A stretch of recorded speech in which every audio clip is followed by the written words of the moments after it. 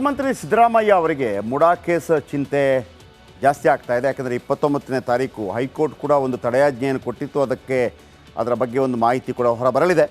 ಇನ್ನು ರಾಜ್ಯಪಾಲರು ಪ್ರಾಸಿಕ್ಯೂಷನ್ಗೆ ನೀಡಿದ್ದಕ್ಕೆ ಚಿಂತೆ ಜಾಸ್ತಿ ಆಗ್ತಾ ಇದೆ ಅಂತ. ಇದರ ಮಧ್ಯೆ ಪ್ರಹ್ಲಾದ್ ಜೋಶಿ ಒಂದು ಹೊಸ ಬಾಂಬ್ ಸಿಡಿಸಿದ್ದಾರೆ. ಇದು ಅನೇಕ ಊಹಾಪೋಹಗಳಿಗೆ ಕಾರಣವಾಗಿದೆ. ಏನದು ಬನ್ನಿ ನೋಡೋಣ.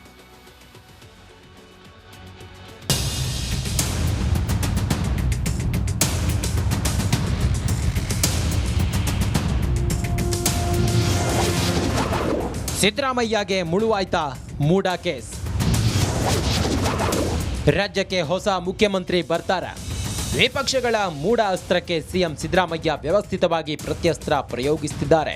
ತಮ್ಮ ಮೇಲೆ ಬಂದ ವೈಟ್ನರ್ ಆರೋಪ ತಳ್ಳಿ ಹಾಕಿರೋ ಸಿಎಂ ಸಿದ್ದರಾಮಯ್ಯ ದ್ವೇಷದ ಕನ್ನಡಕ ಕಳಚಿಟ್ಟು ಕಣ್ಣು ಬಿಟ್ಟು ನೋಡಿ ಅಂತ ತಿರುಗೇಟು ನೀಡಿದ್ದಾರೆ. ಕಾನೂನು ಪ್ರಕಾರವೇ ಸೈಟ್ ಪಡೆದಿದ್ದೇನೆ ಅಂತ ಎದೆ ಉಬ್ಬಿಸಿ ಕೌಂಟರ್ ಕೊಟ್ಟಿದ್ದಾರೆ. ಕಾಂಗ್ರೆಸ್ನಲ್ಲೇ ಇದ್ದಾರ ಹಿತಶತ್ರುಗಳು.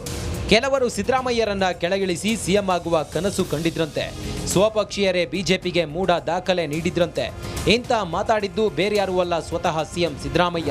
ಅವ್ರು ಹೇಗಾದ್ರೂ ಮಾಡಿ ಸಿದ್ದರಾಮಯ್ಯನನ್ನ ಅಧಿಕಾರದಿಂದ ಕೆಳಗಿಳಿಸಬೇಕು.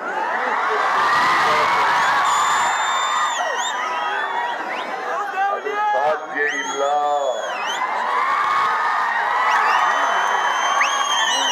ನಾನು ಯಾವ ತಪ್ಪು ಮಾಡುವಿಲ್ಲ. ಇಲ್ಲಿವರೆಗೆ ನಿಮ್ಮ ಆಶೀರ್ವಾದ ನನ್ನ ಮೇಲೆ ಇರುತ್ತದೆ. ಯಾರು ಕೂಡ ನನ್ನನ್ನು ಬಿಟ್ಟಕ್ಕಾಗಲ್ಲ. ಯಾಕಂದ್ರೆ ಒಬ್ಬ ಇನ್ನೂರ ಮುಖ್ಯಮಂತ್ರಿ ಆಗಿದ್ದಾನೆ ಅಂತೇಳಿ ಸರ್ಕಾರ ಕಾಯ್ತಾರೆ. ಹೊಸ ಸಿಎಂ ಬಾಂಬ್ ಸಿಡಿಸಿದ ಸಚಿವ ಜೋಶಿ. ಕಾಂಗ್ರೆಸ್ ಸರ್ಕಾರಕ್ಕೆ ವಾಲ್ಮೀಕಿ ಮತ್ತು ಮೂಡಾ ಹಗರಣ ತಲೆನೋವಾಗಿ ಪರಿಣಮಿಸಿದೆ. ಈ ಹೊತ್ತಲ್ಲೇ ಕೇಂದ್ರ ಸಚಿವ ಪ್ರಹ್ಲಾದ್ ಜೋಶಿ ಹೊಸ ಬಾಂಬ್ ಸಿಡಿಸಿದ್ದಾರೆ. ಕಾಂಗ್ರೆಸ್ನಲ್ಲಿ ಹೊಸ ಸಿಎಂ ಬರ್ತಾರೆ ಅಂತ ಮತ್ತೊಮ್ಮೆ ಭವಿಷ್ಯ ನುಡಿದಿದ್ದಾರೆ. ಡಾಕ್ಯುಮೆಂಟ್ ಏನು ರಿಲೀಸ್ ಆಗ್ಯಾವಲ್ಲ, ಮೂಡಾದಿರ್ಬೋದು, ವಾಲ್ಮೀಕಿ ಇರ್ಬೋದು, ಯಾರು ಮಾಡ್ಯಾರ? ನಮ್ಮ ಕಡೆ ಏನು ಸಿಕ್ಕಿಲ್ರಿ. ಕಾಂಗ್ರೆಸ್ದವರು ತಂದು ಕೊಟ್ರಿ ಇವನ್ನೆಲ್ಲ. ಯಾರು ಕೊಟ್ಟಾರಂತ ಅವ್ರಿಗೂ ಗೊತ್ತೈತಿ. ಅವರ ಪಾರ್ಟಿ ಒಳಗೂ ಐತೆ ಅದು. ಅದಕ್ಕೆ ಅಲ್ಲಿ ಹೋಗಿ ಒಂದು ಸರ್ತೆ ರಾಹುಲ್ ಗಾಂಧಿಗೆ ಎಕ್ಸ್ಪ್ಲೇನ್ ಮಾಡಿ ಬರ್ತಾರೆ, ಒಂದು ಸರ್ತೆ ಖರ್ಗೆ ಸಾಹೇಬ್ರಿಗೆ ಹೋಗಿ ಎಕ್ಸ್ಪ್ಲೇನ್ ಮಾಡಿ ಬರ್ತಾರೆ, ಒಂದು ಸರ್ತೆ ಮತ್ತೊಬ್ಬರಿಗೆ ಹೋಗಿ ಎಕ್ಸ್ಪ್ಲೇನ್ ಮಾಡಿ ಬರ್ತಾರೆ. ಮೂಡಾ ಪ್ರಕರಣ ಸಿಎಂ ಸೀಟು ಅಲುಗಾಡಿಸುವಷ್ಟು ಬೆಳೆದು ನಿಂತಿದೆ. ಆದರೆ ಇಡೀ ಕಾಂಗ್ರೆಸ್ ಸಿಎಂ ಬೆನ್ನಿಗೆ ನಿಂತಿದ್ದು ಮುಂದೇನಾಗುತ್ತೋ ಸಿದ್ದರಾಮಯ್ಯನವರೇ ಬಲ್ಲರು.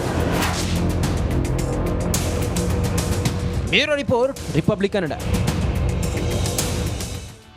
ಈ ಹಿಂದೆ ಶಶಿಕಲಾ ವಿಚಾರ ಬಂದಾಗಲೂ ಕೂಡ ಮಾಧ್ಯಮಗಳು ಅದನ್ನು ಹೈಲೈಟ್ ಮಾಡಿವೆ.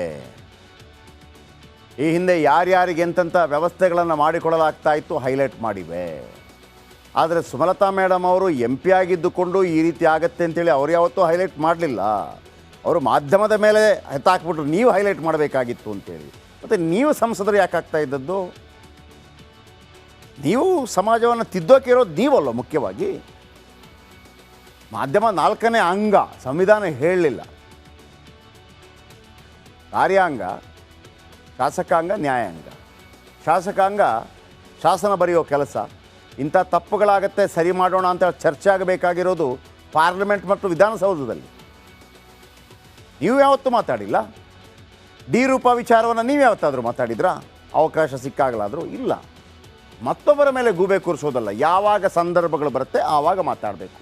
ಹಾಗಂತ ಇವಾಗ ಮಾತಾಡಬಾರ್ದು ಅಂತನಾ? ಮಾತಾಡಲೇಬೇಕಲ್ಲ. ಇನ್ನು ದರ್ಶನ್ ಅವರನ್ನು ಉಳಿಸ್ಕೊಳ್ಳೋದಕ್ಕೆ ಯಾರೆಲ್ಲ ಪ್ರಯತ್ನ ಪಟ್ಟರು ಅನ್ನೋದನ್ನು ನಿಮ್ಮ ಮುಂದೆ ಹೇಳ್ತಾ ಹೋಗ್ತೀನಿ. ಒಂದು ಟೀಮ್ ಕೊಡ್ತೀನಿ ನಿಮಗೆ. ಸಿದ್ದರಾಮಯ್ಯನವರು ಸಿದ್ದರಾಮಯ್ಯನವರ ಆಪ್ತರು ಆಗಿದ್ದರು. ಆದರೆ ಸಿದ್ದರಾಮಯ್ಯನವರು ಯಾವುದೇ ಕಾರಣಕ್ಕೂ ಕೂಡ ಈ ವಿಚಾರದಲ್ಲಿ ಹಸ್ತಕ್ಷೇಪ ಮಾಡಿಲ್ಲ.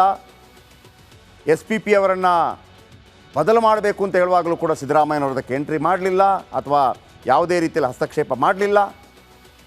ಹಸ್ತಕ್ಷೇಪವಿಲ್ಲದೆ ಈ ಕೇಸನ್ನು ನಡೆಸುವುದಕ್ಕೆ ಮುಕ್ತವಾಗಿ ಸಹಕರಿಸಿದ್ದಾರೆ ಸಿದ್ದರಾಮಯ್ಯನವರು. ಅದರಲ್ಲಿ ಎರಡು ಮಾತಿಲ್ಲ.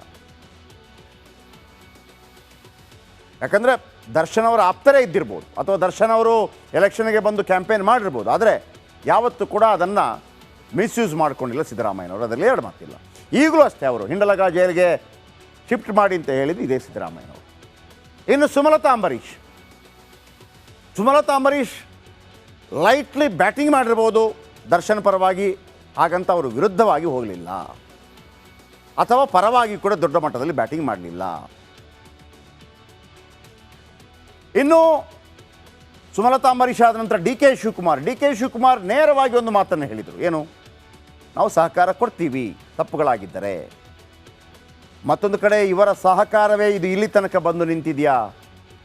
ಇವರೇನಾದರೂ ಪರಮೇಶ್ವರ್ ಅವರ ಮೇಲೆ ಒತ್ತಡ ಹಾಕಿದ್ರಾ? ಪ್ರಶ್ನೆಗಳು ಉದ್ಭವ ಆಗ್ತಾ ಇದೆ. ಡಿ ಕೆ ಸುರೇಶ್ ಅವರ ಪ್ರಚಾರಕ್ಕೆ ಬಂದಿರಬಹುದು ಮತ್ತು ಅಲ್ಲಿ ಚನ್ನಪಟ್ಟಣದಲ್ಲಿ ಅಭ್ಯರ್ಥಿಯನ್ನು ನಿಲ್ಲಿಸಬೇಕು ಅಂತಿತ್ತು ಡಿ ಕೆ ಸುರೇಶ್ ಅವರಿಗೆ. ಆದರೆ ಡಿ ಕೆ ಸುರೇಶ್ ಅವರು ಕೂಡ ಎಲ್ಲೂ ಕೂಡ ದರ್ಶನ್ ಪರವಾಗಿ ಮಾತಾಡಬಾರ್ದು ಅಂತಲ್ಲ, ಕೇಸ್ಗೆ ಸಂಬಂಧಪಟ್ಟ ಹಾಗೆ ಬ್ಯಾಟಿಂಗ್ ಮಾಡುವಂಥ ಪ್ರಯತ್ನ ಮಾಡಲಿಲ್ಲ. ಮತ್ತೊಬ್ಬರು ಚೆಲುವರಾಯಸ್ವಾಮಿ, ಮಂಡ್ಯ ಉಸ್ತುವಾರಿ ಸಚಿವರು, ಚೆಲುವರಾಯಸ್ವಾಮಿ ಅವರು ಕೂಡ ಒತ್ತಡ ಹಾಕಿದ್ದಾರಾ ಅನ್ನುವಂಥ ಪ್ರಶ್ನೆಗಳು ಗೃಹ ಇಲಾಖೆಯ ಸುತ್ತಮುತ್ತ ಕೇಳಿ ಬರ್ತಾ ಇದೆ. ಗೃಹ ಸಚಿವರ ಸುತ್ತಮುತ್ತ ಇರೋರು ಕೆಲವು ಮಾತುಗಳನ್ನು ಆಡ್ತಾ ಇದ್ದಾರೆ. ಇನ್ನು ಜಮೀರ್ ಅಹ್ಮದ್ ಖಾನ್ ಆರಂಭದಿಂದಲೇ ಪ್ರಯತ್ನ ಪಟ್ಟಿದ್ದರು ಅನ್ನುವಂಥ ಅನುಮಾನಗಳು ರಾಜಕೀಯ ವಲಯದಲ್ಲಿ ಕೇಳಿ ಬರ್ತಾ ಇದೆ.